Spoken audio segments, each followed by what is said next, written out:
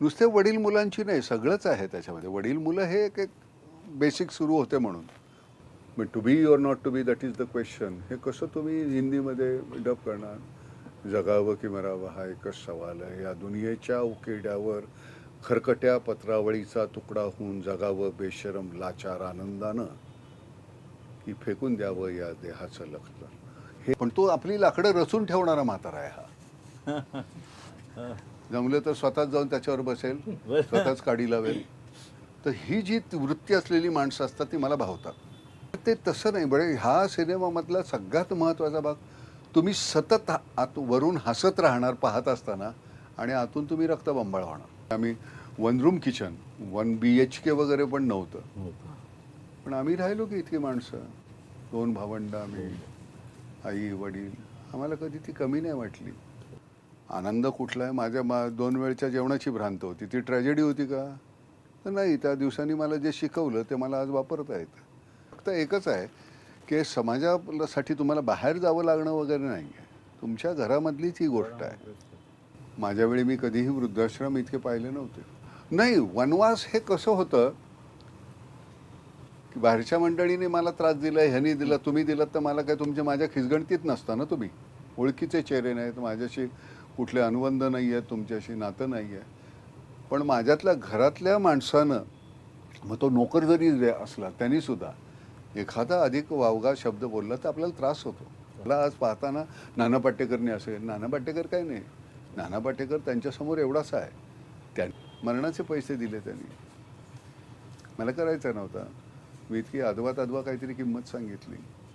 ते म्हणले चालेल. अरे म्हटलं गाढवा मला करायचं नाही आहे. ते म्हणलं नाही, आता तुम्ही म्हणलेले पैसे ना आता करा. मग बसायचं, लिहायचं. काही जणांना सिगरेट ओढायला आवडते. दारू पितोस का तू? थोडीशी पितोस. ही गंमत वाटते ना तुला? ती झिंग आहे ना तुला?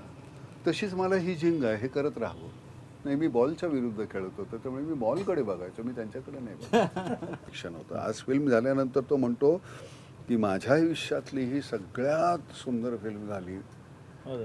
मी जर केली नसती तर आयुष्यभर याला मी मुकलो असतो, वंचित राहिलो असतो. तरी तुटत राहील. तू एकदा नाही, दोनदा नाही, 3दा पाशील सिनेमा. रिबिल केल्यानंतर कसं करणार? एक काहीतरी वेगळ्या पद्धतीनं आपल्या घरातली गोष्ट आणि ते जी भूमिका आहेत, तो माणूस ज्या पद्धतीचा आहे आणि कशा पद्धतीनं तो त्या सगळ्या ह्याला सामोरा जातो आणि कुठेही रडणारा नाही, काही नाही. अतिशय ताठकण्याचा माणूस. फक्त एक प्राक्तनानं त्याच्या पारड्यात काय घातलं आहे त्याच्यामुळे त्याला ती वणवण आहे. आणि गंमत कशी होते की बाहेरची माणसं आपल्याला काही बोलली तर आपल्याला काही वाटत नाही. आपल्या माणसाने आपल्याला त्रास दिला कारण तिथे जीव लावलेला असतो, त्यांच्यासाठी आपण सगळं करत असतो आणि त्यामुळे मग तिथे तुटतो माणूस. पण हा तसलाही नाही, तुटतच नाही. तो असा म्हणजे मृत्यूला सुद्धा असे लाथाडणारा फुटबॉलसारखा तसा आहे तो माणूस. त्याच्यामुळे करताना फार मजा आली. ते वेगळ्या पद्धतीनं मला ते करता आलं. आणि मी प्रत्येक इंटरव्ह्यूमध्ये मी बोललो आहे की 50 वर्षामध्ये ज्या पहिल्या एवढ्या फिल्म केल्या त्यातल्या पहिल्या 5-7 फिल्ममध्ये ही एक झाली केली नाही, ते करता येत नाही तुम्हाला. पण खूपशा गोष्टी असतात त्या ठरवल्या आणि तशा होत नाहीत आपल्या. ते होऊन गेली. आजूबाजूची मंडळी असतात, त्यांनी काम करणं असतं. ते प्रत्येक वेळी तसं छान करेलच असं नाही, पण त्यांनी अपेक्षेच्या कितीतरी पटीनंच छान केलं, त्यामुळे ते इतकं मस्त झालं. त्यामुळे गोष्ट ऐकतानाची आणि नंतर झालेली गोष्ट ती कितीतरी पटीनं छान मोठी झाली. ती थोडी ट्रॅजेडी आहे का? ट्रॅजेडी आहे आपण नाही नाही नाही नाही, ट्रॅजेडी नाही. तुम्ही एखादीच गोष्ट कुठलीही ट्रॅजेडी म्हणजे सरते शेवटी तुम्ही त्याच्याकडे पाहता कसे, पण ते सतत हसणारी माणसं असतात ना, त्यांना ट्रॅजेडी वगैरे काही नाही. आयुष्य छान जगणारी माणसं असतात. मग चांगले आणि वाईट दिवस आहे, सरते शेवटी तुमच्या हातात आहे. तुम्ही त्या दिवसाला सजवता कसे. रडत बसायचं म्हटलं तर आयुष्यभर रडत बसायचं. तर ट्रॅजेडी हे तुमच्या परसेप्शनवर अवलंबून आहे. आनंद कुठला आहे? माझ्या 2 वेळच्या जेवणाची भ्रांत होती. ती ट्रॅजेडी होती का? तर नाही. त्या दिवसांनी मला जे शिकवलं ते मला आज वापरता येतं. त्यामुळे कशाला काय नावं ठेवायची हे सरतं शेवटी तुमच्यावर अवलंबून आहे. माझ्या दृष्टीनं ट्रॅजेडी नावाची गोष्ट नसते. वडील मुलांची गोष्ट दिसते. हा? वडील मुलांची गोष्ट दिसते गोष्ट. नुसते वडील मुलांची नाही, सगळंच आहे त्याच्यामध्ये. वडील मुलं हे एक एक बेसिक सुरू होते म्हणून. मुलं, सुना, बाप, सभोवताल तिथे भेटणारी माणसं, समाजातली विसंगती आहे त्याच्यावर अतिशय बोट. फक्त एकच आहे की समाजासाठी तुम्हाला बाहेर जावं लागणं वगैरे नाही आहे, तुमच्या घरामधलीच ही गोष्ट आहे. म्हणजे तुलाही असंच वाटेल की अरे बापरे, म्हणजे आजच्या वृद्धांच्या नशिबाचे नुसतं वृद्ध नाही आहे ते, कुटुंब प्रमुख काहीतरी वेगळ्या पद्धतीनं तुम्हाला समाजामध्ये चाललेल्या ह्या आजच्या गोष्टी. तुझं वय किती? 73. आपण एकत्र. हो. तू तुझ्यापेक्षा मी 1-2 वर्षांनी मोठा. त्यावेळेचं आणि आत्ताचं याच्यामध्ये जमीन आसमानाचा फरक आहे. माझ्या वेळी मी कधीही वृद्धाश्रम इतके पाहिले नव्हते. आता मी जिथे राहतो सिंहगडाच्या पायथ्याला, तिथेच 7 वृद्धाश्रम आहेत. ती संख्या काळात वाढत जाणार असं चिन्ह दिसते. अरे पण ती 40 कोटी होती त्याची 140 कोटी झाली. त्यामुळे ती संख्या शहरामध्ये तुम्ही एकत्र कुटुंब पद्धती असू शकत नाही, कारण तुम्हाला शहरातल्या घरांच्या किमती माहिती आहेत. तरी सुद्धा आता काय आमच्या घरामध्ये आम्ही 1 रूम किचन 1 BHK वगैरे पण नव्हतं, पण आम्ही राहिलो की इतकी माणसं, 2 भावंड आम्ही, आई वडील, आम्हाला कधी ती कमी नाही वाटली. आम्ही तर सिंगल रूम मध्ये राहिलो. हा, सिंगल रूम मध्ये राहिले 10 वाजताच्या. हो. त्यामुळे त्याच्यात कधीही आपल्याला वैषम्य नव्हतं आणि आम्हाला स्पेस वगैरे हवी असं काही त्यावेळी नव्हतं. मानसिकता बदलली आहे. हा, आत्ताच्या पुढच्या पिढीची मानसिकता बदलली म्हणता येईल. हो, सगळंच विचारच बदलले, सगळेच विचार बदलले. त्यामुळे तिथे आपल्याला कसं काय जुळून घ्यायचं हे कळतच नाही. म्हणजे मग आपण तिराहितपणे असे पाहत राहतो, काय लक्षात येत नाही काय करायचं. काय बदललंय हे तर मान्य करायचंच, पण मान्य करायचं म्हणजे मला माझ्या वेळच्या गोष्टी हे आठवतच राहणार ना, कुठेतरी आम्ही त्याची तुलना करतच राहणार. त्यामुळे बरं ते तसं नाही. बरं, हा सिनेमामधला सगळ्यात महत्त्वाचा भाग, तुम्ही सतत वरून हसत राहणार पाहत असताना आणि आतून तुम्ही रक्तबंबाळ होणार. हो हो. म्हणजे अख्खा त्याचा तो ह्युमर जो आहे तो इतका विचित्र आहे. बरं, तो प्रासंगिक आहे, ओढून ताणून, ते काही वेलकम नाही आहे. तो ज्या पद्धतीनं आला आहे त्या प्रसंगातून आलेला आहे की तुम्ही हसतच राहणार, पण ते आतमध्ये कुठेतरी तुटत राहील. तू एकदा नाही, दोनदा नाही, 3दा पाहशील सिनेमा. म्हणजे वनवास नाव हे नाही वाटत का त्याला? मिसफिट नाही वाटत? नाही, वनवास हे कसं होतं की बाहेरच्या मंडळीने मला त्रास दिला, ह्यानी दिला, तुम्ही दिलात, तर मला काय तुमच्या माझ्या खिसगणतीत नसता ना. तुम्ही ओळखीचे चेहरे नाहीत, माझ्याशी कुठले अनुबंध नाही आहेत, तुमच्याशी नातं नाही आहे. पण माझ्यातल्या घरातल्या माणसानं, मग तो नोकर जरी असला त्यांनी सुद्धा एखादा अधिक वावगा शब्द बोलला तर आपल्याला त्रास होतो. असं कसं? बरं, मुलांसाठी आईबापांनी काय सगळं करणं हे गृहीतच धरलं जातं ना, पण हे सगळ्या भूमिका बदलत जातात ना. आज मी तुझा बाप, उद्या तू माझा बाप व्हायचं असतं. कारण आमचं पुन्हा, आम्ही लहान होतो ना त्या वयात. आता आपण अजून काही दिवसानं गात्र थकतील ना रे, मग त्याच्यावेळी तर माझ्या मुलांची ती जबाबदारी. तर त्यावेळी जर तुम्ही ते एकटे झालात तर काय होईल? पण हा माणूस एकटाच होत नाही, तो काही त्याला काही पत्रासच नाही कशाशी. त्यामुळे त्याचा जो त्या माणसाच्या प्रेमात पडतो आपण, तिरकसपणा त्याचं ते हे येणारी सगळी गंडांतरं आहेत, त्याला काही देणं घेणं नाही त्याच्याशी. होतं आयुष्य. पण नाना, तुमचं नाव आणि वनवास हे लोकांपुढे आलं तर लोकांची एक वेगळी इमेज होईल की नाना आणि वनवासमध्ये काहीतरी वेगळे लोक. कसं आहे की हे बघ, आता प्रकाश आमटे आणि मंदा हे हेमल कशाला, त्यांचं लग्न झाल्यानंतर ते गेले आनंदवनातून, ते निघाले आणि मग त्यांनी हेमल कशाला जाऊन ते सगळा हेमल कशा वसवला तो त्यांचा.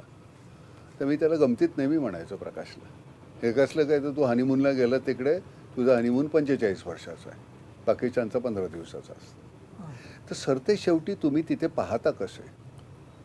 त्यांना सूट घालण्याची काही नाही गरज वाटली. त्यांचा जीव तिथे रमला. त्यांना तिथल्या विवंचना आहेत त्या दूर करता येतील का मला, म्हणून तिथे ते राहिले. तो प्रत्येकजण एकाच गोष्टीकडे वेगवेगळ्या भूमिकेतून आणि वेगवेगळ्या कोनातून पाहत राहतो ना, त्यामुळे ती वस्तू तुम्हाला वेगळीच दिसत राहते. त्यांना तो आनंद आहे. त्यांना आता शहरात ते येऊच शकत नाही. त्यांना अंगावर येतो सगळं, भीती वाटते. त्यांना तेच जंगल, त्यांना तेच ते आदिवासी. आता तिथे आदिवासीही तसे राहिले नाही. तिथली मुलं डॉक्टर व्हायला लागली. तर तो वनवास आहे का? तर तो वनवास नाही आहे. त्यांनी त्या वनवासाचं सोनं केलं. तर तुम्हाला प्रत्येक गोष्ट जी आहे ती तुम्हाला अशी बदलता येते. फक्त ते तुम्ही ठरवायचं असतं. माझ्या दृष्टीनं मला काही नाही, रडत बसायचं तर मग रडत बसा. तर त्या माणसाचं परसेप्शन मला आवडलं. ती भूमिका का करावीशी वाटली? रडणारी आहे की नटसम्राट करावं असं का वाटतो? कारण तात्यासाहेबांची ती पल्लेदार वाक्य, ती स्वगतं, हे आमचं अगदी लहानपणापासून आम्ही पाहत आलेलो. डॉक्टर लागूंचं आम्ही साहित्य संघामध्ये मी किती वेळ विंगेतून नाटक पाहिलेलं. आमच्यासमोर रेफरन्स होता, त्यांनी ते क्रिएट केलेलं होतं. तुम्हाला आज पाहताना नाना पाटेकरने असेल, नाना पाटेकर काय नाही, नाना पाटेकर त्यांच्यासमोर एवढासा आहे. त्यांनी ते करून ठेवलं होतं. तो सगळा माझ्याकडे रेफरन्स होता, तो मी वापरला सबकॉन्शियसली. त्यात थोडंसं तुमचं असायलाच पाहिजे. पण ती भूमिका कशी आहे? अशी तो ताठ माणूस आहे तो, मृत्यूला कधीही न घाबरणारी ही जी मंडळी आहे, त्यातलं वास्तव तुम्ही मान्य एकदा केलं. आज तू 73 झाला, मी त्या झालो 74, आता 75. आपण चाललो परतीच्या वाटेवरची लोक आहोत रे. मान्य करायचं ते. जाणार आहे कधीतरी आपले, पण तो आपली लाकडं रचून ठेवणारा म्हातारा आहे हा. जमलं तर स्वतःच जाऊन त्याच्यावर बसेल, स्वतःच काडी लावेल. तर ही जी वृत्ती असलेली माणसं असतात ती मला भावतात. कारण त्याच्यानी त्यात, कारण जन्माला आला म्हणजे तू मरणार आहेस ना. सतत आपल्याबरोबर सोबत करणारा जर कोण असेल, मित्र नसतो, आईबाप नसतात, बायको नाही, मुलं नाही, मृत्यू सतत तुमच्या सोबत असतो, मग घाबरायचं कशाला? तो सोबत करतो तुम्हाला. मला नाही कधी भीती वाटली. पण नाना तुम्ही हल्ली सिनेमातून जास्तीत जास्त बाहेर पडायचा प्रयत्न करता असं वाटतं. नाही, मला जर करावंसं वाटेल असं काही मिळालं नाही तर कशाला करायचं? शिवाय द्याल तुम्ही. आयला आम्ही नानाचा सिनेमा म्हणून पाहायला गेलो आणि काय फारच टुकार होता. कारण काहीतरी पाहिजे ना सिनेमा करायला. खूप पैसे दिले मी, हाऊसफुल सुद्धा करतोय. मरणाचे पैसे दिले त्यांनी. मला करायचा नव्हता. मी इतकी अदवा काहीतरी किंमत सांगितली. ते म्हणले चालेल. अरे म्हटलं गाढवा मला करायचं नाही आहे. ते म्हणलं नाही, आता तुम्ही म्हणलेले पैसे ना, आता करा. मग बसायचं, लिहायचं, त्यातल्या त्यात काहीतरी असेल. पण साधारणतः तुमचे जे चाहते म्हणजे आमच्यासारखे, तर तेच पाहता समजा एखादा सिनेमा बंडल असला, तुमचं काम नाही म्हटलं तरी आपल्याला त्या म्हणजे आमच्यासारख्या चाहत्यांना वाटत असतं की नानांनी काम केलं, पण तो पैसा समाजकार्यासाठी नाना खर्च करणार आहे. हे बघ, काही तुमच्या गैरसमज आहेत. सगळे पैसे मी देतो असातला भाग नाही. थोडाफार काही जे करत असेल, आणि ते सुद्धा मला आवडतं ना ते करायला. काही जणांना सिगरेट ओढायला आवडते. दारू पितोस का तू? थोडीशी पितोस. ही गंमत वाटते ना तुला, ती झिंग आहे ना तुला. तशीच मला ही झिंग आहे, हे करत राहावं. कशामध्ये तुम्हाला आवडेल आणि कुठली झिंग आहे हे प्रत्येकाने आपापलं ठरवावं. मी काही कधी दारू प्यायलो नाही का? मी प्यायचो. आता नाही वाटत. काहीतरी वेगळं बदललं. नाम फाउंडेशन सारखी गोष्ट येते ना तुमच्या आयुष्यामध्ये, आणि इतकं काहीतरी छान करायला मिळतं ते. मग त्याला कारणीभूत मग कितीतरी लोक असतात. मकरंद हा मूळचा. तुम्हाला तुमच्या आयुष्यामध्ये नेमकं कुठे जायचंय, काय करायचंय. बरं, मध्ये इतकी वळणं येतात, कुठल्या वळणावर काय भेटेल हे तुम्हाला सांगता येत नाही. मला फार छान मंडळी भेटली, मित्र छान आहेत. मी नेहमी म्हणतो माझ्या मित्रांची उंची इतकी मोठी आहे की त्यांच्या सावलीत मला वावरता आलं. ते बाजूला असल्यामुळे माझ्यावर ऊन नाही पडलं फारसं. पण त्या ऊन नाही पडलं तरी खुरटलो नाही. त्यांनी खुरटू दिलं नाही. काय म्हणले? ह्या चित्रपटाची संकल्पना किंवा कथानक कोणाचं डोळ्यासमोर कोणी उदाहरण होतं का पूर्ण काल्पनिक? नाही ग, आयुष्यामध्ये इतके जण भेटतात ना, एकातलंच कोणीतरी काहीतरी घेऊन असं करतो असं नाही होत. मला माझी आई आठवली, माझ्या एक मित्राचे वडील आठवले, तिरकसपणाची एक गंमत येते बघ, हसू येतं त्याचं. आपण त्याला माणसाला ते पाहत असताना, बरं वय इतकं असताना तो फिजिकली इतका स्टाऊट आहे. फाईट करत असताना सुद्धा तो, त्याचं कारण, त्याचं बॅकग्राऊंड काय असेल ते, व तो फार विचित्र आहे तो म्हातारा. म्हणजे त्याला आणि खंत नाही कशाची. आपण सारख्या तक्रारी करतो ना, त्या तक्रारी नाही. बरं तो असा वेल ड्रेस, हॅट आणि सूट बीट घातलेला म्हातारा आहे तो. असा काही अवघाच विकलांग झालेला आहे आणि असं तसं नाही आहे. प्रत्येक गोष्टीला सामोरं जात असताना किती पॉझिटिव्ह आहे त्याची ती. हे मुलांबद्दल जिवापाड प्रेम, तसं प्रत्येक गोष्टीबद्दल आकस नाही कशाबद्दल. आपल्या वाट्याला आता आपल्याला सामाजिक परिस्थिती, राजकीय परिस्थिती इतकी आपली आता या क्षणाची फार विचित्र आहे, पण आपण जगतो ना तर सारखं तेच घेऊन बसतो. सुधारण्यासाठी आपण काय करतोय का, हा सगळ्यात महत्त्वाचा मुद्दा. एकदा मत दिल्यानंतर आपण 5 वर्ष जर गप्प बसणार असू तर चालणार नाही. जिथे कुठेतरी काहीतरी चुकतंय, विसंगती आहे, काहीतरी बोललात वेगळं करताय वेगळं, त्यावेळी तुम्ही जथ्यानं जाऊन ते बोलायला पाहिजे. जाळणं फोडणं त्याच्यासाठी नाही, पण बोला, मांडा. ते मांडणं आमचं गेलेलं आहे. हा माणूस तसा आहे, कोणाचीही पत्रच नाही, एकटा जाईल. आलात तर बरोबर, नाही आलात तर तुमच्याशिवाय, आडवे आलात तर तुम्हाला तुडवून, अशी वृत्ती असलेला माणूस आहे. आपण उत्कर्ष शर्मा आणि सिमरत कौर संग काम केलेलं आहे. हां उत्कर्ष शर्मा नवीन पिढीतले कलाकार आणि सिमरत कौर हां, त्यांची कसं अप्रतिम कामं केल्यात मुलांनी. मी तेच म्हटलं ना, करताना असं वाटतं की बाजूची मंडळी कशी करतील.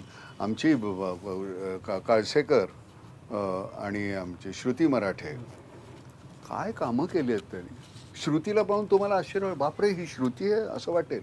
तिच्या वाट्याला ज्या आतापर्यंत भूमिका आल्या त्या अशा गोड गोड गोड गोड गोड गोड, आणि त्याच्यातून तिला कधी प्रूव्ह करता नाही आलं. इथे बघितल्यानंतर असं वाटतं, अरे बापरे ही श्रुती आहे. अश्विनी काळसेकर म्हणजे यशपाल यादव, राजपाल यादव, राजपाल. काय काम केलं. म्हणजे त्यांना नॅशनल अवॉर्ड मिळालं राजपालला किंवा अश्विनीला, तर मला नाही आश्चर्य वाटणार. कारण कामच ओघवतं झालेलं आहे सगळं. आता आपण असं करूया आणि असं करूया, तसं काही नाही, सहज होऊन जातं त्या गोष्टी. म्हणजे मी नेहमी उदाहरण देतो, सुनील गावस्कर क्रिकेट खेळायला लागल्यानंतर मला भरतनाट्यमही बघायला मिळतं, कथ्थकही बघायला मिळतं, मला क्रिकेटही बघायला मिळतं. त्याचा जो वावर असतो तो असा, आणि मला जंगलातले प्राणीही दिसतात. तो चित्त्यासारखा तो तसा, कसा तो त्या बॉलला सामोरं जातो. कोण कुठल्या कुठल्या बॉलर्सला तो सामोरा गेलेला. आम्हाला त्याला असं नानामध्ये पण विचारल्यानंतर वेगळं नाही, व्यक्तिमत्व पण आहे. त्याला विचारल्यानंतर की इतके मोठे दिग्गज बॉलर, आणि असे मार्शल आहे, होल्डिंग आहे, रॉबर्ट्स आहे, गार्नर आहे. गार्नरच्या कमरेला लागेल एवढी सुनीलची उंची होती. तू नाही घाबरला नाहीस कधी. तर त्याचं साधं म्हणणं आहे की मी त्यांच्या विरुद्ध खेळलोच नाही, मी बॉलच्या विरुद्ध खेळत होतो, त्यामुळे मी बॉलकडे बघायचो, मी त्यांच्याकडे नाही बघायचो. माझा आदर्श कोणतं मला विचारलं तर मी नेहमी सांगतो सुनील गावस्कर. त्याची एकाग्रता, त्याचा अप्रोच आयुष्याकडचा, खेळाकडचा, त्याने मला खूप शिकवलं. काय सर तुमच्या ज्या पुस्तक लिहिलं एक थोडासा वेगळा प्रश्न आहे, कारण तुम्ही कधी भेटत ना आम्हाला फारसे. काय तुमच्या ज्या पुस्तक लिहिले त्यामध्ये तुमचं व्यक्तिमत्वाचे वेगवेगळे पैलू प्रत्येकाने लिहिले वेगवेगळे. हो. तुम्हाला ते कसं वाटलं हे ते? त्यात काही नाही, आपण नव्यानं आपल्याला कळतो आपल्याबद्दल लोकांना काय नाही, वाटतं. काहींनी म्हणजे असं वाटलं नाही की परफेक्ट लिहिले, की काहींनी घाबरून लिहिले, काहींनी आपल्या मैत्री खातर लिहिले असं. मी फारसा अडकत नाही रे कशात. आपण आता हे स्टेशन लागलं, ह्या स्टेशनवर जेवढं काय करता येईल तेवढं केलं की ते स्टेशन सोडायचं पुढचं. कारण हे डोक्यात ठेवलं तर दुसरं त्याच्यामध्ये टाकता येत नाही. डोक्यामध्ये जागा भरलेली राहते, विसरायचं. मग त्यातलं यश, अपयश, सन्मान, अपमान सगळं विसरता यायला पाहिजे. सोपं जातं आणि सोपं आहे खरं तर. काय आहे, नाही बनारस का शूटिंगसाठी बनारस काय घेतलं वाराणसी? बनारस आहे, हो घाटावरचं आहे. तर घाटावर त्याला त्याची इच्छा असते की एकदा घाटावर जायचं आहे, मला तो सगळा घाट पाहायचा आहे. बायकोबरोबर मी गेलो होतो, आता पुन्हा जायचं आहे. आणि तो पुन्हा ती मुलं त्याच्यावर अतिशय प्रेम करणारी, सुना अतिशय मुलीसारख्या असलेल्या, त्याला घेऊन जातात तिथे. आणि मग त्याचं ते पुन्हा सगळं जुनं आठवणं. जसं नवरंग नावाचा सिनेमा होता व्ही शांतारामांचा, त्याच्यामध्ये संध्या आणि महिपाल होते. तर त्याला बायको जी किटकिट करणारी आहे त्याच्यापेक्षा ती अशी असायला पाहिजे. साधारणपणे आपण प्रेयसी बघताना दुसरी कोणतरी मनामध्ये येतं ना, त्याची तीच बायको ती मोहिनी नावाची. आणि तीच मोहिनी. तर ती ज्या पद्धतीनं त्यांनी केलेली आहे, म्हणजे दुसरी कोणी नाही. माझ्या मनामध्ये कोणतरी सिनेमाची हिरोईन किंवा त्यावेळेची कोणी असेल तसं नाही. संध्यानीच की त्यांनीच केलेला तो दुसरा तो वेगळा. इतकं छान वाटायचं. व्ही शांताराम यांच्या सगळ्याच फिल्म नंतर प्रत्येकजण माझ्या ह्यानी आता माझा परफॉर्मन्ससुद्धा कदाचित ह्याच्यात नाही होणार, पण कदाचित उद्या जुना होईल. तुम्ही स्वतःला कसं नवं ठेवायचं ताजं, तर त्याच्यासाठी सगळा समाज तुम्ही भटकायला पाहिजे, लोकांना भेटायला पाहिजे.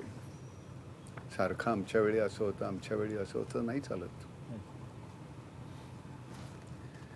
सर, अनिल शर्मा सरांसोबत काम करण्याचा तुमचा पहिला अनुभव आहे, तो कसा होता? अनिलची फिल्म करण्याची पद्धत वेगळी. त्याच्या अतिशय हायकीच्या फिल्म असतात, डायलॉग आणि ते बोंबा बोंब जाम मोठमोठ्या मारामाऱ्या.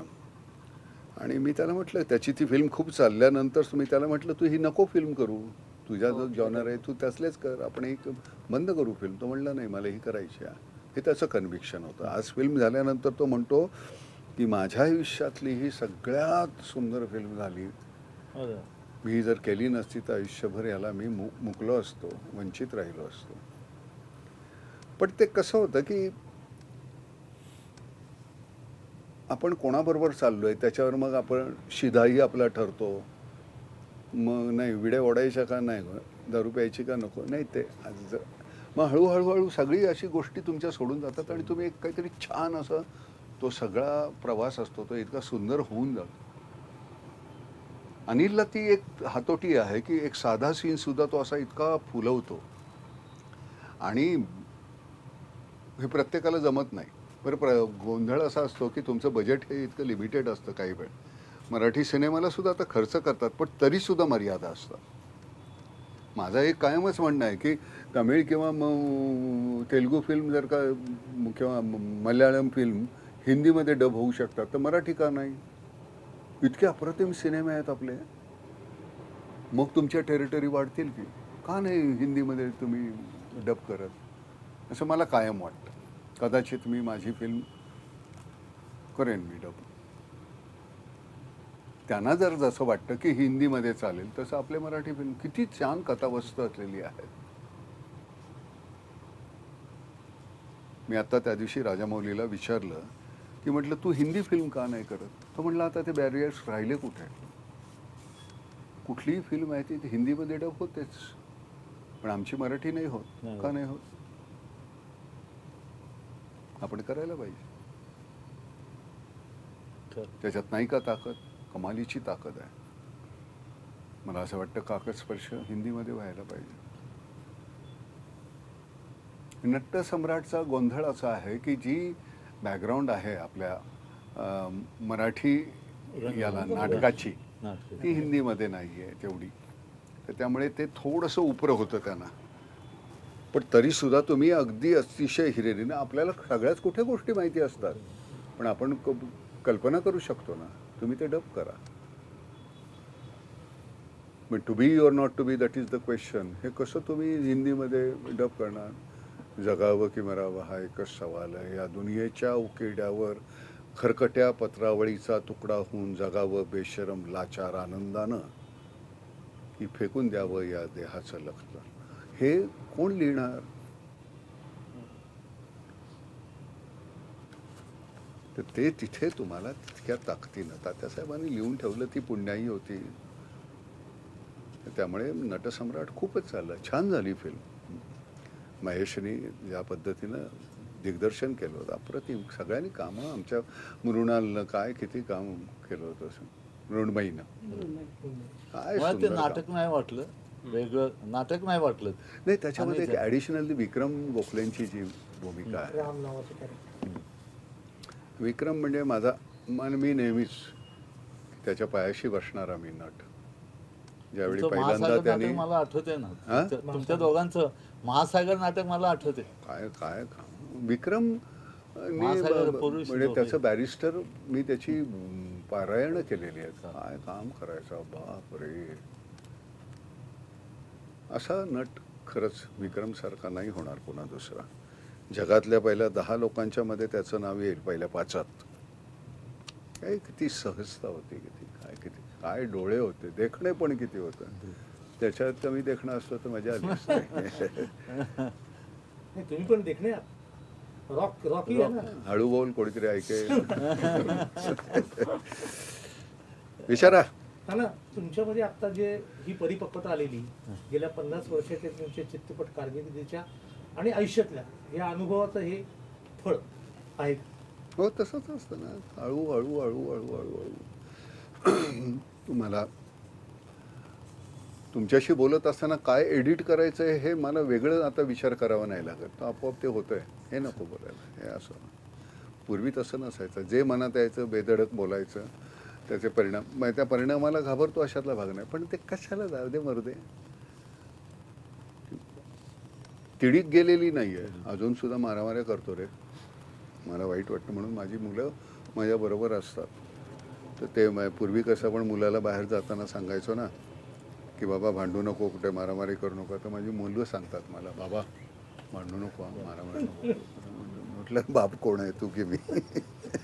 ना पण आता अशा स्टेजवर ही खंत कधी वाटते का की कुठल्या दिग्दर्शकाबरोबर काम करायचं राहून गेलं किंवा नाही कुठल्या भूमिका मला मिळाव्या? खूपशी मंडळी आहेत. म्हणजे मला बिमलदास, सत्यजित रे, व्ही शांताराम यांनी खरं तर विचारलं होतं. पाहिजे जातीच्यावर त्यांना चित्रपट करायचा होता, पण ते नाही झालं. दिलीप कुमारांनी विचारलं, आपला देवानंद सरांनी विचारलं, राज कपूर सरांनी विचारलं. पण मी म्हटलं तुम्ही आमचे इतके असे तुमच्याकडे पाहिले, तुमच्याबरोबर काम नाही करायचं मला. कारण कुठे मतभेद झाले तर मी काही बोललो तर माझ्याच मनातून मी उतरे. तुम्ही आम्हाला अगदी असेच पाहिलेलं आहे मी तुम्हाला. आमच्या वडिलांचे तुम्ही हिरो आहात, त्यामुळे तुमच्याबरोबर काम करणं नको. एक नूतनजी होत्या, त्यांच्याबरोबर काम करायचं राहून गेलं. बलराज साहनी, मोतीलाल, दिलीप कुमार साहेब. मोतीलाल साहेबांचं तर म्हणजे तुम्ही बघा, मी काल सुद्धा सिनेमा पाहिला असली नकली.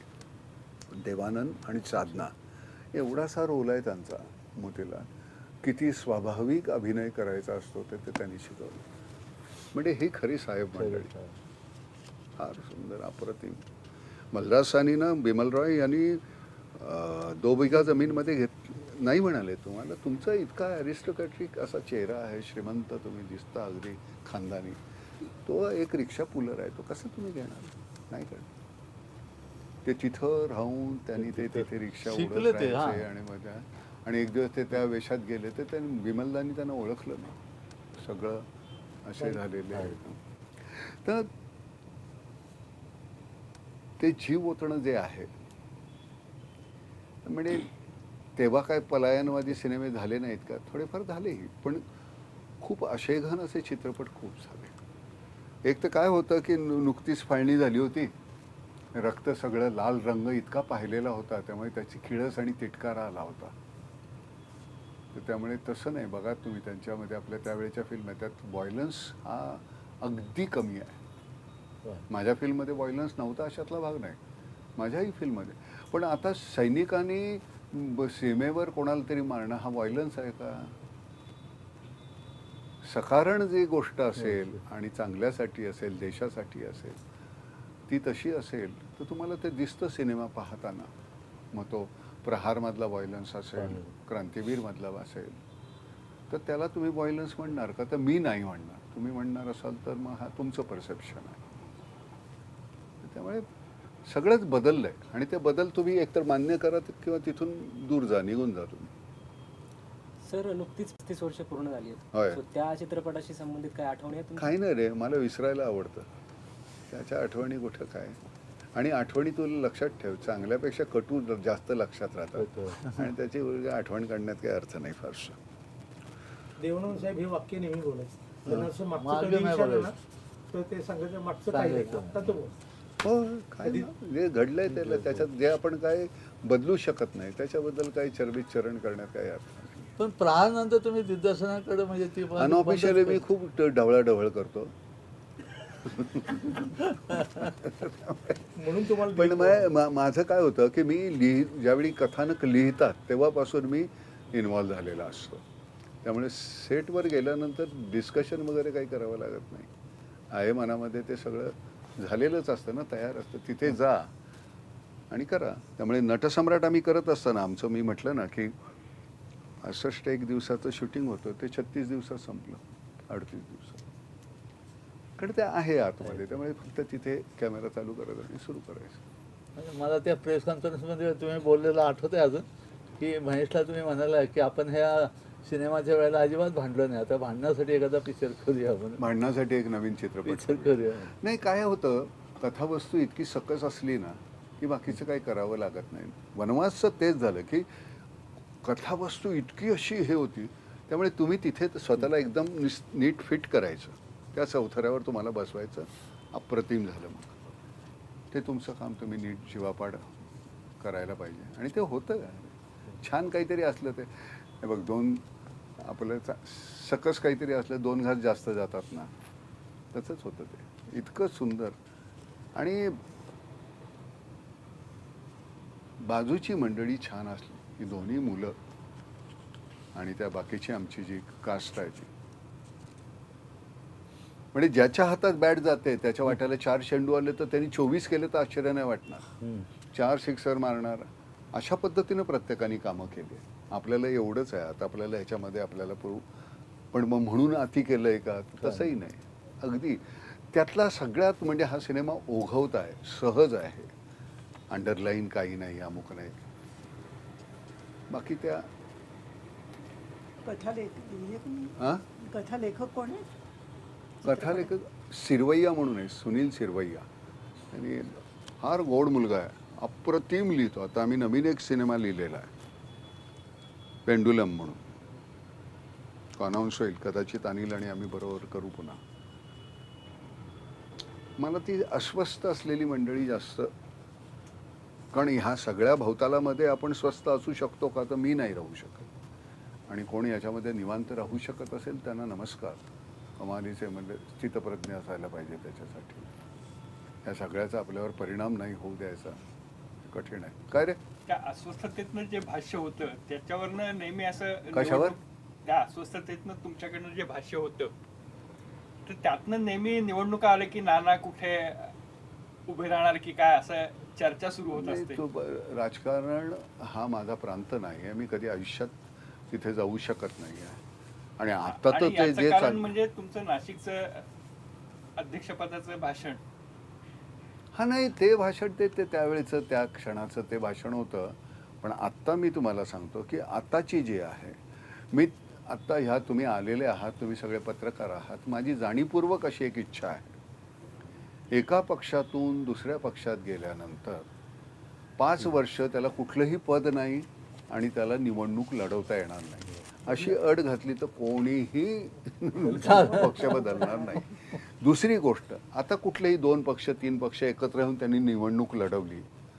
निवडणुकीमध्ये त्यांनी एकदा त्यांचे काही लोक आल्यानंतर त्यांनी इथून उडी मारून तिथे जाता कामा नये. त्यांना तसं करता येणार, असं कायद्यानं काहीतरी करायला पाहिजे. नाही तर तुम्ही बघितलंय काय चाललेलं आहे ते. त्यामुळे ते, आणि आपण गप्प राहतो त्याच्याबद्दल. मी बोललो, मी जास्त बोकल आहे, मला बोलावंसं वाटतं मला, कारण त्रास होतो खूप. तुम्हालाही होत असेल, पण तुम्ही गप्प राहता. तुम्हाला असं वाटतं आपण बोलावं, आपल्याकडे तेवढंच आहे. त्यांना आपली भीती वाटायला पाहिजे. राजकारण्यांना जनतेची भीती वाटणं बंद झालंय, म्हणून हा सगळा प्रकार चाललेला आहे. मला नेहमी असं वाटतं की म्हणजे त्या अमिताभ बच्चन करोडपतीमध्ये जे सामाजिक कार्य करतात, अशा कलावंतांना बोलवून त्यांना काही रक्कम त्यातून त्या खेळातून देतात. तुमच्या नावाचा का विचार होत नाही? कशात? कोण बनेगा करोडपती? करोडपतीला मी सूट घालून नाही बसू शकणार, मी असा बसेन. मला प्रश्न विचारायच्यात, मी तुमच्यासमोर येताना मी सूट का कशासाठी घालावा? तुमचा फॉर्मॅट आहे म्हणून. मला सूट हा माझ्या अंगामध्ये सूट होत नाही, असं माझं मत आहे की मला ते नाही वागवता येणार नाही. अमिताभ बच्चन हे त्या पद्धतीनं वागू शकतात. पण मला असं वाटतं की मी अशा पद्धतीनं बोललो. माझा कौन बनेगा करोडपती विहिरीच्या बाजूला कुठेतरी अशा खाटा टाकून मी तिथे प्रश्न विचारेन. बाकीचा सगळा सेटअप तोच असेल, तोच तुम्ही लॅपटॉप ठेवा, सगळं ठेवा. पण मला पलीकडे गायी म्हशी बांधलेल्या आहेत, अमुक आहे, तिथे मी त्यांना प्रश्न विचारतोय. मध्येच कोणीतरी म्हटलं नाही नाही नाही गाय व्याली. म्हटलं आपण जरा थोडा वेळ थांबूया, जरा ब्रेक घेऊया, मी पटकन बघून येतो काय झालंय, कालवड झाली आहे का कोण झालाय. तर मला माझी दृष्टी त्या कार्यक्रमाकडची वेगळी आहे. मला ते वेगळं दिसतं. मला हे नाही, मला असं हे बसून असं नाही आहे. प्रश्न तेच असतील. त्यांना म्हणायचं की हॉट सीटवर बसण्यासाठी म्हणजे हा? अमिताभ बच्चनच्या समोर हॉट सीटवर बसून ज्या सामाजिक संस्थांना ते मदत जे करतात, मदत होती ना हो. ती तर मदत मिळायला त्यासाठी पाहिजे नाम तुम्हाला. फाउंडेशनचा विचार का का झाला नाही असं करत त्यांना नाही? म्हणायचं आहे. हम्म. नाही, नाम फाउंडेशनचा काय विचार होत नाही हे मला नाही माहिती. बऱ्याच हा कारण प्रश्न तुमचं तुम्ही- कार्य सामाजिक हे सगळीकडे करतात. पोहोचलेलं आहे आम्ही तुमचं कार्य. तुम्ही चॅनलला विचारायचा प्रश्न आहे त्यांना. मी नाही मला काय मी म्हणायचं त्यात काय पॉलिटिक्स मी आता याच्यासाठी मी काय विचारलं कळत अमिताभ बच्चनना. मी फोन स्वतः केला हां. की म्हटलं आपण तिथे बसू, बोलू. मी ह्या निमित्तानं आपल्याला बोलता येईल. ते म्हटले मला हे ठरवता येत नाही, ते चॅनल ठरवतं. ठरवतं. आणि त्याच्यानंतर मला वाटतं आता तो कार्यक्रम बंद झाला ना. नाही नाही आता चालू परत आहे. चालू चालू आहे, आहे. आता सीझन चालू आहे. चालू आहे. तर मला माहित नाही, पण ते बरोबर आहे त्यांचं. ते तिथे काम करतात. काम. ते काही त्यांचा चॅनल नाही. सांगतो माझी नोकरी आहे म्हणतात. स्पष्ट हो, बोलतो. आणि ते त्यात काही स्पष्ट. चूक नाही ते काय त्यांचं. त्या तो अतिशय व्यावसायिक माणूस समोर येणार. ते व्यावसायिक. तसं इथं इतकं नाही. मी एकच फिल्म त्यांच्याबरोबर केली. मस्त मजा, छान सुंदर. एक दिवस आता छान सुंदर शर्ट घालून आले. म्हटलं वाह काय छान सुंदर शर्ट आहे. संध्याकाळी ते आधी गेले आणि मग मी माझ्या व्हॅनिटीमध्ये गेल्यानंतर तो शर्ट त्यांनी हँगरला लावून ठेवून दिला होता. दुसरं कुठलं तरी कपडे घालून ठेवून. तो आहे माझ्याकडे अजून. अरे वा. तुम्हाला काय होतं, ह्या मोठ्या माणसांचं किती मोठेपण आहे. दिलीप कुमार त्यांनी सुद्धा घरी जेवायला बोलवल्यानंतर भिजलो होतो, पाऊस आला खूप. असं समोर बसवलं, टॉवेल आणला, डोकं पुसलं, स्वतःचा शर्ट आणला, तो घातला. माझ्यासाठी हे जगातले सगळ्यात मोठे अवॉर्ड्स आहेत. सत्यजित रेंनी म्हणणं त्यांच्या गेल्यानंतर त्यांच्या एक डायरीचं पान प्रकाशित केलं होतं की मला एकदा नाना पाटेकर बरोबर काम करायचं आहे. काय अजून कुठलं जगातलं मोठं अवॉर्ड तुम्हाला लागतं? मी तेवढा मोठा नट नसेन, पण त्यांना ते तसं वाटणं माझ्यासाठी फार मोठं आहे. हो. हां ते मध्ये ते शूटिंग वगैरे करायचं आपण ते हे सगळं ते चालू आहे. रायफल शूटिंग हो करतो ना. खूप छान. माझा अजून 300 मीटरवरनं मी इथे मारू शकतो. इंदोरला जायचं आपण मालवणकर ट्रॉफीसाठी. हां, इंदोरला जायचं ना मालवणकर ट्रॉफी. इंदोरला तिथे होती. आता तुम्ही त्या BSFची आणि आर्मीची ते याला मऊला होती. हां. BSFची याला होती, इंदोरला होती. हां. तर तिथे मी प्रॅक्टिसला जायचो. आता नाही जाऊ. आता नाही आहे. आता नेमबाजी ही अशी वेगळी आहे ना, ही गन बदलली आपली. मला असं वाटतं कॅमेरासमोर आपण वेगळ्या पद्धतीनं मांडू शकतो. एकाच वेळी इतक्या करोडो लोकांना ते ऐकता येतं, पाहता येतं. माझ्याशी सगळेजण सहमत असतील असं नाही आहे, पण निदान काय वाटतं ते मला. पण तुम्ही पत्रकार म्हणून सुद्धा एक अतिशय महत्त्वाची गोष्ट आहे की तुम्ही मांडायला पाहिजेत. काही जी विसंगती आहे त्याच्याबद्दल तुम्ही स्वतः भाष्य करायला पाहिजे. तुम्हाला जर का नुसतं केवळ स्ट्रॅटेजी आहे आपल्या वर्तमानपत्राची अशी किंवा अशी आणि अशी, तसंच जर लिहावं लागत असेल तर मग वाईट वाटतं ना. माझ्या मनात जे येतं, तुम्ही लिहिलेलं एडिट होतं का? होत असेल ना. नाही, पण ते चांगल्यासाठी होतं. नाही, प्रत्येक वेळी चांगल्यासाठीच होतं का? तुम्ही आत्मचरित्र लिहिण्याचा काय प्रयत्न? नाही बरं, खूप माणसं मग आत्मचरित्र लिहिण्याइतकं मोठेपण सुद्धा नाही आपल्यापाशी. आपण आपलं एक सामान्य आयुष्य जगलेलो आहोत, त्यामुळे उगाचच आत्मचरित्र वगैरे काय नाही. मी हे असंच, हेच आत्मचरित्र आहे. मी जे आता बोलतो ते काय, ते आत्मचरित्रच आहे. अजून काय वेगळं मी लिहिणार आहे? माणूस ज्यावेळी स्वतःबद्दलचं आपण म्हणतो ना आत्मचरित्र पुस्तक लिहितो, माझं म्हणणं आहे की कॅमेरासमोर तुमचं आत्मचरित्र असायला पाहिजे. तुमचे डोळे खरे बोलतायत की खोटं बोलतायत हे सांगतं कॅमेरा. पुस्तक सांगत नाही. आणि पुस्तकात तुम्ही काही लिहू शकता, उसडू शकता. इथं उसडवता येत नाही. तुम्ही पकडता, पटकन पकडता. नाना लबाड बोलतोय, नाना खरं बोलतोय, हे पकडतो कॅमेरा. लेन्सला बनवण्या इतकी ताकद अजून कुठल्याही माणसामध्ये आलेली नाही आहे. त्यामुळे बघ, कोणीही आपल्यावर आपली आत्मचरित्र सिनेमा नाही बनवला. माझ्या जिवंतपणी मी माझ्यावर सिनेमा, माझं म्हणणं असं आहे की मी मल्हारलाही सांगितलं की आपण एक 3 कॅमेऱ्याचा सेटअप करून ठेव घरामध्ये. जेव्हा जेव्हा मला मनामध्ये येईल काही त्यावेळी मी असं बोलत राहीन.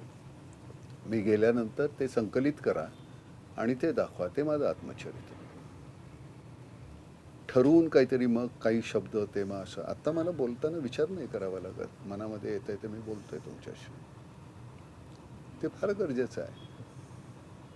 माझ्यापेक्षा आजूबाजूला खूप छान आणि मोठी मंडळी आहे, त्याच्यावर माझा विश्वास आहे. मला मर्यादा आहे, त्याच्यावर माझा विश्वास आहे. आणि मला फक्त मलाच हरवायचं आहे, मला बाकी कोणाला हरवायचं नाही. फक्त मला ह्या कोंदट जागेमध्ये मला जमणार नाही. त्यामुळे मग मी सगळं सोडलं आणि मग मी सीमागडाला गेलो. कारण मला नाही शहरामध्ये राहता येत नाही. मला भीती वाटते आता. गाड्या, बिल्डिंग्स, ते आवाज, माणसं इकडून तिकडून जात असतात. कोण कोणाला नमस्कार, काय हे नाही आहे. प्रत्येकजण काहीतरी शोधतायत. मला माहिती नाही काय शोधतायत. आभाळ कधी पाहिलंस का सकाळपासून? नाही पाहिलंस, कारण तुला वेळ नाही आहे आभाळ कधी पाहायला. सतत एक विवंचन आहे, हे आहे, हा प्रोटोकॉल हा आहे.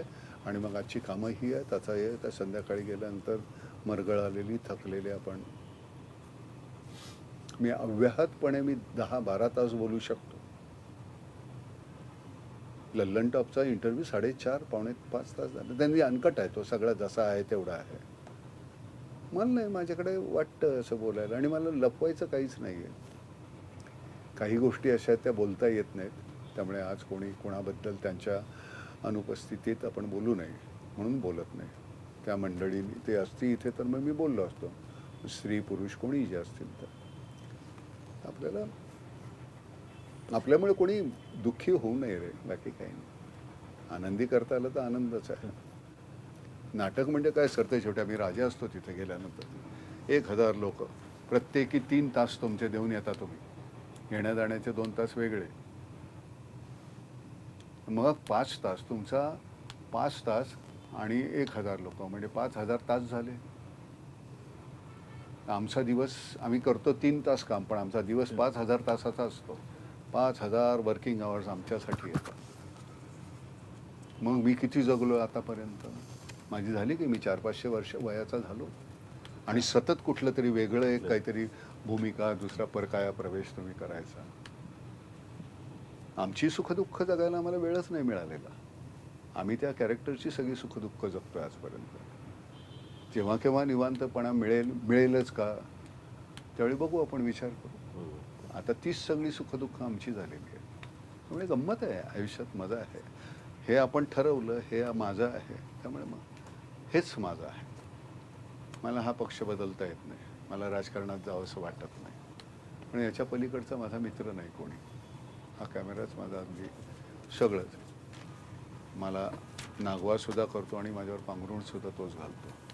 त्यामुळे मला सगळ्यात जवळचा आता तो झालेला आहे. नाना, बोल. हे जी लाडकी बहीण योजना वगैरे सारखं फ्री आहे, आपल्याला काय वाटतं याचं? मला नुकसान आहे माहिती किंवा नाही काय? आहे. मला असं वाटतं की तुम्ही सुविधा द्या सगळ्या.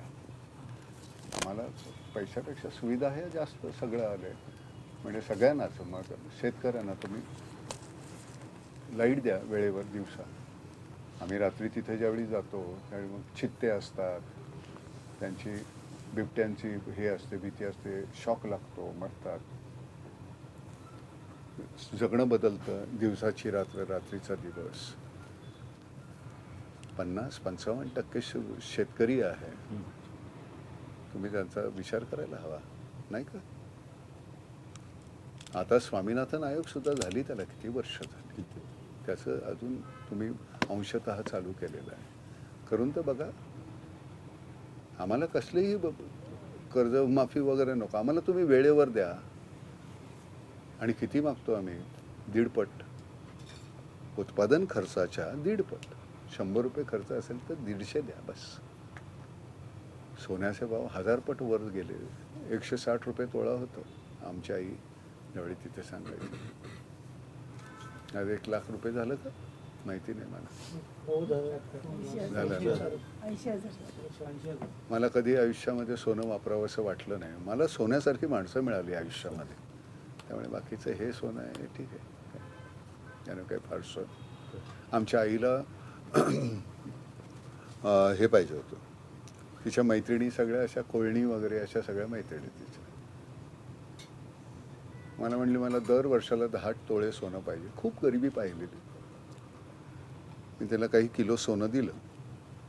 आता मागायचं नाही म्हटलं. दरवर्षी यातले 10 वजा करायचे. एक वर्षा-दीड वर्षांनी मला स्वतःच येऊन सांगितलं ना तू ते सोनं दिलं होतंस ना. म्हटलं बरं. तर त्या तिची फार परिस्थिती वाईट होती. तर मी ते तिला दिलं. म्हटलं सोनं तुझं होतं. कोणाला दिलं ते किलोभर होतं, 2 किलो की 5 किलो ते मला काही विचारायचं नाही. तुझं होतंस तू दिलंस. मला काही विचार. तर मला असं वाटतं की त्यांनी नाती जपली ज्या पद्धतीनं. कदाचित ते संस्कार असतील. आपल्याला ते नको वाटतं. आता हे कुठे नेणार मी. म्हणून माझ्या डोक्यामध्ये एकच आहे की एक छान सुंदरपैकी अशीची शाळा बांधणं. ती एकदा जर झाली तर मजा येईल. आणि पुन्हा तिथे माझ्या आईचं किंवा वडिलांचं नाव द्यायचं नाही. सिम्बॉयसिस असतं. दादानी आपलं आयुष्य दिलं मुजुमदारांनी. आता त्यांच्या मुली जावई राजू सगळेच करतात. नातवंड सुद्धा त्यात आली. तर हे सुद्धा अनुवंशिक असतं का? तर असतं. त्यांच्याकडे पाहिल्यानंतर वाटलं किती छान विद्यादानाचं काम करतो. मजा आहे, आनंद आहे, आयुष्य सुरू. आपल्याला काय समाजासाठी थोडंफार जर करता आलं ते जाता जाता करावं. माझी मुलं आहेत, त्यांच्या पलीकडची मुलं जर जी तिथे अतिशय भुकेलेली आहे ती जर मला दिसायला, हा फक्त फोकस जरा शिफ्ट करायचा असतो. तो तिकडे जर मी केला तर मला ती भुकेलेली मुलं दिसायला लागली तर मग मी इथे उठून तिथे जाईन. पण हा फोकस चेंज करायला पाहिजे. आपला फोकस चेंज होत नाही. आपण फार काही श्रीमंत असायला पाहिजे असं नाही. एवढंसं करायचं. एका मुलाचं शिक्षण. आमचे गुरुजी होते ते तसं करायचे. म्हात्रे गुरुजी म्हणून. भिक्षुकही करायचे. शिकवायचे ढ मुलांना. ते ढ म्हणजे ते वांड मुलांना ते संध्याकाळी शाळा सुटल्यानंतर घरी घ्यायचे. त्यातला मी एक होतो. पण ते भिक्षुकी कशासाठी करायचे? तर मला मुलांना शिकवायचं. तर त्यामुळे प्रत्येक मुलं जे गरीब होती त्यांचा सगळा खर्च ते करायचे. आणि 11वी झाल्यानंतर ते त्या मुलाला सांगायचे जमलं कधी आयुष्यामध्ये काही पैसे कमवायला लागलास तर महिन्याला 100 रुपये पाठव म्हणजे मला दुसरा मुलगा दत्तक घेता येईल. अख्खीच्या अख्खी एवढी किती मुलं त्यांनी हे केली. परदेशी होती अमुक. खूप शिकली. ते तिथंच त्या खोलीत एका खोलीतच राहील. लग्न नाही केलं. गंमत आहे. अशी मंडळी माझ्या नशिबी आल्यानंतर काही नाही तरी थोडा फरक पडणारच ना. त्यामुळे गाड्या घोडे बंगले याच्या मी राहतो मस्त. इतकं मोठं घर आहे शेतावरचं. तुम्ही येऊन बघाल. आता 5 गायी आहेत, 1 बैल आहे, सगळे खिलार आहेत, 5 कुत्री आहेत, स्ट्रे डॉग आहेत सगळी. आपल्याला ती पेडिग्रीमधली पाहिजे तशातली गरज नाही. मस्त आहे. जीव देतात जीवाला अगदी. तू जर का रात्रीचा आलास तर तू एकच संध जाणार नाहीस. इतकं छान कुत्री आहेत आमच्याकडे. मस्त. झालं का? थँक्यू. धन्यवाद.